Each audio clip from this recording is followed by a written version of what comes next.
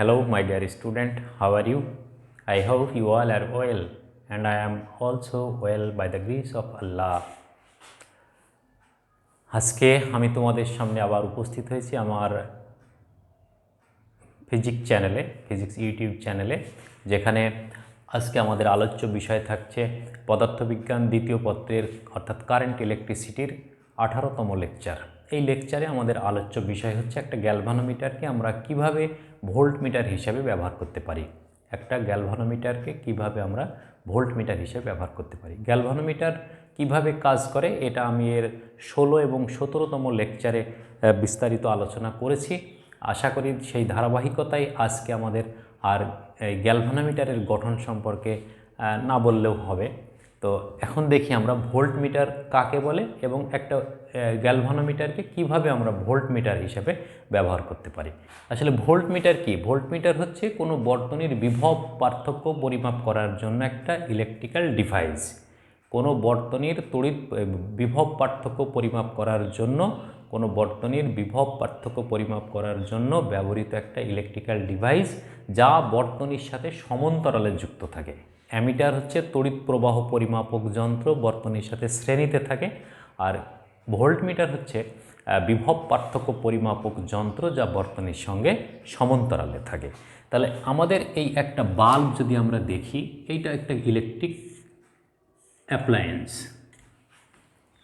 একটা মানে কনজামশন একটা অ্যাপ্লায়েন্স। যেমন বাল্ব হতে পারে, ফ্যান হতে পারে, টিভি, রেডিও, লাইট যাই বলি আমরা। তাহলে এ কী করছে? একটা পাওয়ার কনজামশন করছে। সেই পাওয়ার কনজামশনের দ্বারা কত বিভব সৃষ্টি হচ্ছে এর অ্যাক্রসে, সেইটা আমরা দেখতে চাই। তাহলে এই এ বিন্দু এবং বি বিন্দু হচ্ছে এই বাল্বের দুইটা বিন্দু। তাহলে এই এ এবং বি বিন্দুর সাথে এই বাল্বের সমান্তরালে আমরা একটা ভোল্টমিটার যুক্ত করব। তাহলে এই ভোল্টমিটার কি নির্দেশ করবে? এই বাল্বের বিভব পার্থক্য নির্দেশ করবে। অ্যাকচুয়ালি এটার মধ্যে দিয়ে যদি আই পরিমাণ তড়িৎ প্রবাহ চলে, তাহলে ভোল্টেজ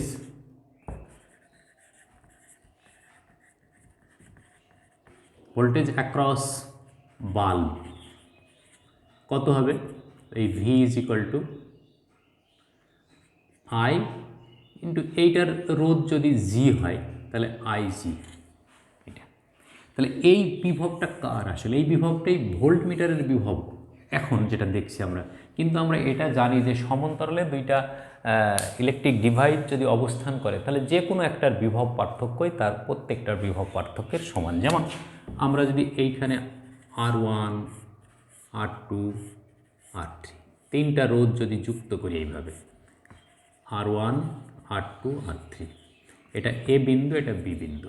তাহলে এ এবং বি এই দুই বিন্দুর বিভব পার্থক্য R1, R2, R3 প্রত্যেকের দুই প্রান্তের বিভব পার্থক্যের সমান, অর্থাৎ সমান্তরালে যুক্ত রোধের সবসময় বিভব পার্থক্য সমান হবে। তাহলে এই ভোল্টমিটারের বিভব পার্থক্যও যদি আমরা পরিমাপ করতে পারি, তাহলে সেই অনুযায়ী আমরা এই বাল্বের বিভব পার্থক্যই পরিমাপ করি। আসলে এখন আমরা কি করি এটা পরিমাপের জন্য? তাহলে একটা অ্যাপ্লায়েন্স, তার রোধ যদি আর হয়, এর বিভব পার্থক্য আমরা পরিমাপ করতে চাই। ঠিক আছে, এটা একটা বাল্ব। এই বাল্বের বিভব পার্থক্য আমরা পরিমাপ করতে চাই। তাহলে এখন কি করব আমরা?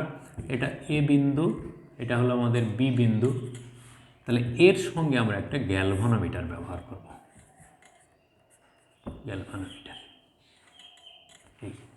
তাহলে মূল প্রবাহ যেটা, এটা আই। এই গ্যালভানোমিটারের প্রবাহ কত? I G. রোধ কত? জি। তাহলে এখন আমাদের এই বাল্বের বিভব পার্থক্য কত? এই বাল্বটার বিভব ভি ইজ ইকুয়াল টু কত হবে? আই জি ইন্টু জি। এখন এই জি কী করবে? এখন এই জি এর মধ্য দিয়ে তড়িৎ প্রবাহের কারণে সেই যে ডিফ্লেকশন যেভাবে দেয়, সেইভাবে ডিফ্লেকশন দেবে। এটা এখানে যখন ডিফ্লেকশন থাকবে, সে তখন এর সর্বোচ্চ কত বিভব পরিমাপ করতে পারে সেইটা দেখাবে। ফুল স্কেল ডিফ্লেকশন, এটা ফুল স্কেল ডিফ্লেকশন, এফএসডি বলা হয়, এফএসডি, ফুল স্কেল ডিফ্লেকশন। তাহলে ফুল স্কেল ডিফ্লেকশন কখন দেখাবে? যখন এই ভোল্ট অ্যামিটারটা, এই গ্যালভানোমিটারটা তার সর্বোচ্চ বিভব কনজামশন করবে সেইটা। তাহলে এই অবস্থায় দেখাবে। কিন্তু তাহলে এভাবেই আমরা একটা বর্তনীর যে কোনো বাহুর বিভব পার্থক্য পরিমাপ করতে পারি। কিন্তু সমস্যা দাঁড়ায় কোন জায়গাটায়, এই গ্যালভানোমিটার দ্বারা বেশি পরিমাণ বিভব পার্থক্য পরিমাপ করা সম্ভব হয় না। খুব লো স্কেলের বিভব যেগুলো, সেই বিভবগুলো এখানে পরিমাপ করা যায়। হ্যাঁ, খুব লো স্কেলের বিভব পার্থক্য যখন সৃষ্টি হয় তখন এই গ্যালভানোমিটারটার দ্বারা তার বিভব পার্থক্য পরিমাপ করা যায়। তাহলে এইটা আমাদের ব্যবহার উপযোগী হয় না। এখন এটাকে কি করতে হবে, বলছে এইটাকেই আমরা ব্যবহার করতে পারি যে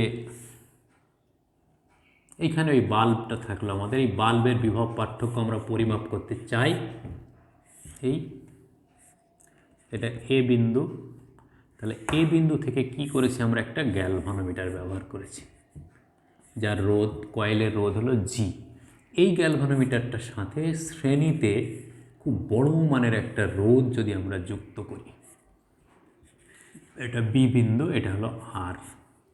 এই দিক দিয়ে প্রবাহ কিন্তু এই গ্যালভানোমিটার যেটা নেয় সেইটাই নেবে, তার বেশি পরিমাণ প্রবাহ কিন্তু গ্যালভানোমিটার নিতে পারবে না, কারণ গ্যালভানোমিটারের কয়েল পুড়ে যাবে। তাহলে এই গ্যালভানোমিটারটাকেই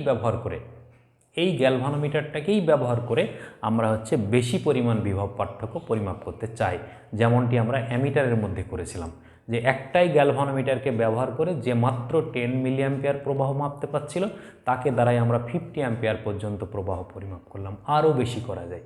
তাহলে সেই ক্ষেত্রে কি করা হয়েছিল, ওই গ্যালভানোমিটার দ্বারা অ্যামিটার বানিয়ে সেই অ্যামিটারকে আমরা আপগ্রেড করেছি। এক্ষেত্রেও তাই, একটা গ্যালভানোমিটারকেই ভোল্টমিটার হিসেবে ব্যবহার করা যাচ্ছে। এই ভোল্টমিটারটাকে বা এই গ্যালভানোমিটারটাকে আমরা এমনভাবে ব্যবহার করবো, এর অ্যারেঞ্জমেন্টটা এমনভাবে করব যেন এইটা দ্বারাই বেশি পরিমাণ বিভব পার্থক্য পরিমাপ করা সম্ভব হয়। তার জন্য কি করেছি আমরা, এই গ্যালভানোমিটারটার সাথে একটা শ্রেণীতে খুব বড় মানের একটা রোধ যুক্ত করেছি আমরা।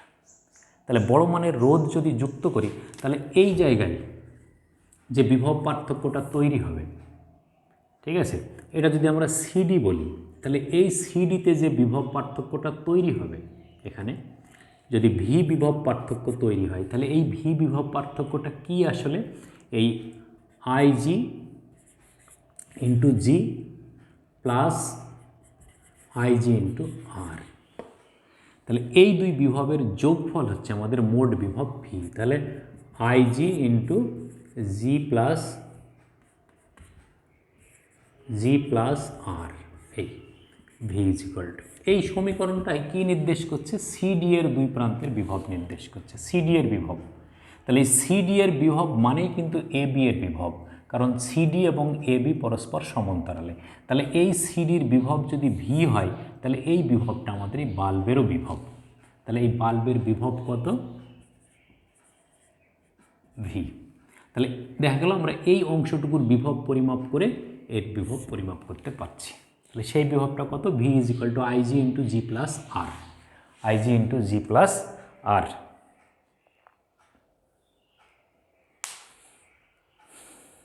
তাহলে এখন এই ভোল্টেজটা পরিমাপ করে আমরা যেটা বলতে চাচ্ছি সেটা কি, আমরা এর আগে দেখলাম যে এইখানে যে বিভবটা তৈরি হলো এইটা ভি ইজ ইকুয়াল টু বা V G is equal to IG into G, সে কিন্তু এর বেশি, এখানেও কিন্তু এইটুকুর বেশি বিভব সে পরিমাপ করতে পারবে না।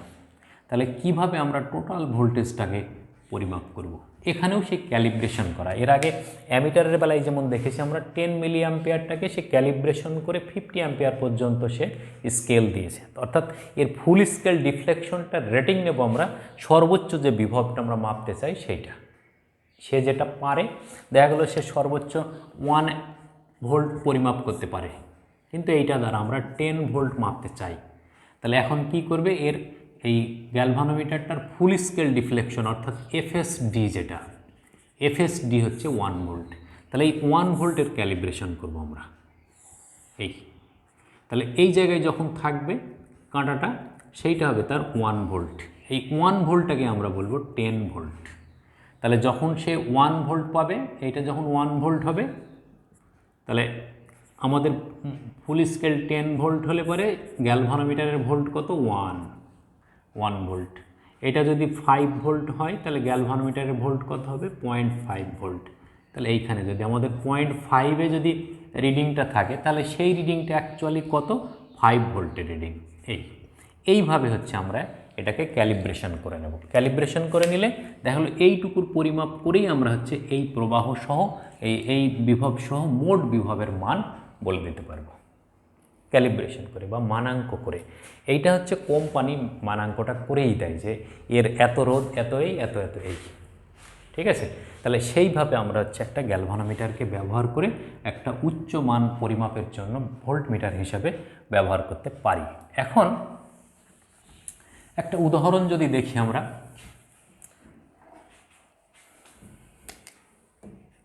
10 ওহম রোধের একটি গ্যালভানোমিটার 10 মিলিঅ্যাম্পিয়ার প্রবাহ পরিমাপ করতে পারে। এটিকে 10 ভোল্টের বা 0 to 10 ভোল্টের একটি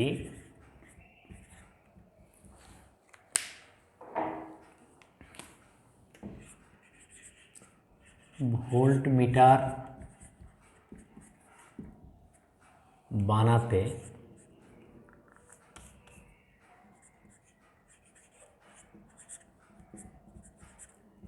কি ব্যবস্থা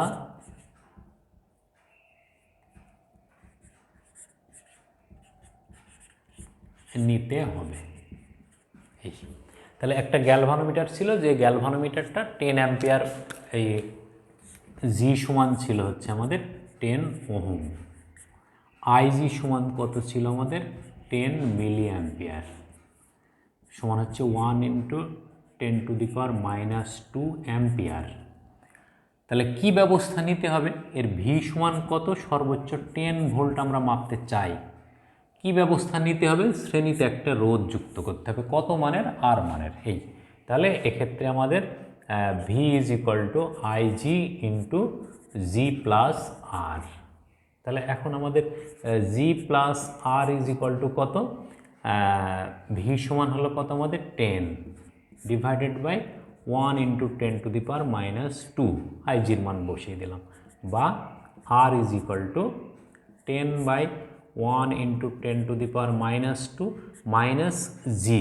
তাহলে জি এর মান কত, 10। ব্যাস, এখন আমাদের এই আর এর মানটা বের করে নিই। তাহলে আর এর মান বের করলে কত আসছে আমাদের এই আর এর মান,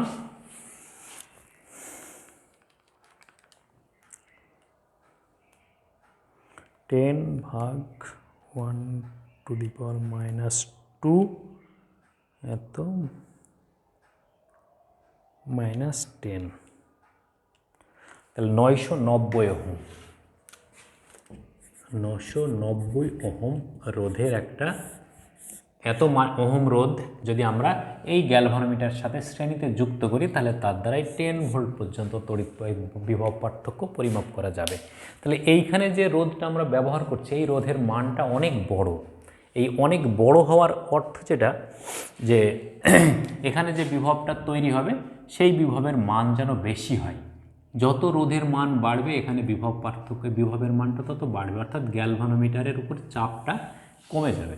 তাহলে গ্যালভানোমিটার দ্বারা যেটুকু মাপবে সেইটাকে ক্যালিব্রেশন করে সে মোট সিডি অংশের প্রবাহের এই বিভব পার্থক্যের মান দেখাবে, যেটা এর আগে আমি দেখালাম। তাহলে এই সমীকরণের দ্বারাই আমরা একটা অ্যামিটারকে একটা গ্যালভানোমিটার হিসাবে ব্যবহার করতে পারি, একটা অ্যামিটারকে একটা গ্যালভানোমিটার হিসেবে ব্যবহার করা যায়।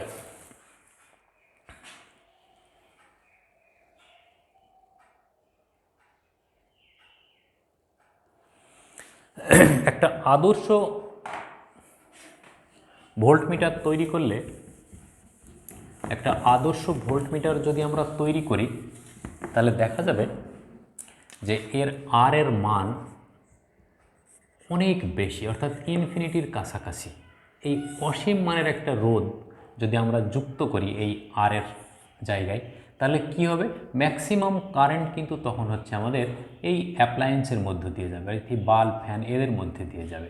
তখন এটার পারফরমেন্স কী হবে, সব থেকে ভালো হবে।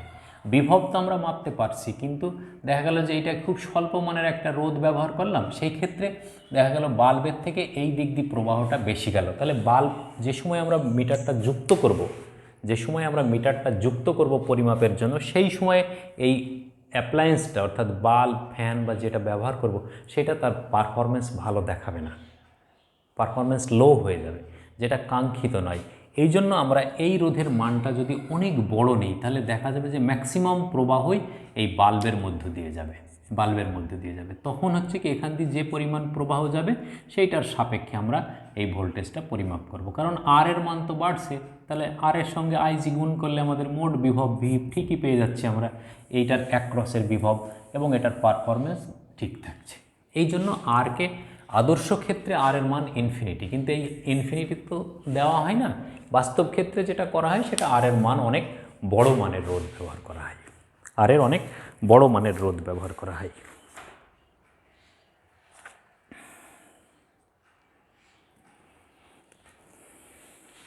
তো এটাই হলো আমাদের তাহলে একটা ভোল্ট মিটারকে আমরা একটা অ্যামিটারকে আমরা ভোল্ট মিটার হিসাবে ব্যবহার করতে পারি।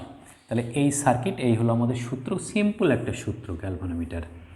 তো এটা আমাদের বইতে সম্ভবত নেই, কিন্তু পরীক্ষায় আসে, এর অঙ্ক আসে, এর অবজেক্টিভের কোশ্চেন আসে, তাহলে সেই ক্ষেত্রে এইগুলো আমরা একটু মনে রাখার চেষ্টা করব। ভোল্টমিটার কাকে বলে, একটা অ্যামিটারকে ভোল্টমিটার হিসেবে যখন আমরা ব্যবহার করছি, সেই গ্যালভানোমিটারটার রেটিং কত এইটা আমরা দেখে নিচ্ছি, যে আই জি এবং জি এর মান কত। এইটাকে আমরা পরিবর্তন করতে পারবো না, এটা ওই কোম্পানি গ্যালভানোমিটারটা যেভাবে তৈরি করেছে তার উপরে ভিত্তি করে আমাদের এই গ্যালভানোমিটারটাকে আমরা ব্যবহার করব। তাহলে সেই গ্যালভানোমিটারটাকেই ব্যবহার করে আমরা 10 ভোল্ট 100 ভোল্ট পরিমাপ করতে চাই। কিভাবে? এই সমীকরণ ব্যবহার করে একটা শ্রেণীতে বড় মানের রোধ যুক্ত করে নিয়ে আমরা এটাকে ব্যবহার করব। তো আশা করি তোমরা বুঝতে পেরেছ, এবং এই সূত্রগুলো কাজে লাগিয়ে আমি যে অঙ্কটা দেখালাম, এই জাতীয় যে অঙ্কগুলো আছে আমাদের বইতে, সেই অঙ্কগুলো আমরা সমাধান করার চেষ্টা করব। আর এর আগে অ্যামিটার পড়লাম আমরা, অ্যামিটার, ভোল্টমিটার, এই জাতীয় যে সমস্যাগুলো আছে সেই সমস্যাগুলো তোমরা বই দেখে সমাধান করবে। আশা করি তোমরা উপকৃত হবে। এর পরবর্তীতে আমি এই চ্যাপ্টারের পটেনশিওমিটার নিয়ে আলোচনা করব। ততক্ষণ পর্যন্ত তোমরা সুস্থ থাকো, ভালো থাকো, এই কামনায়। আল্লাহ হাফেজ।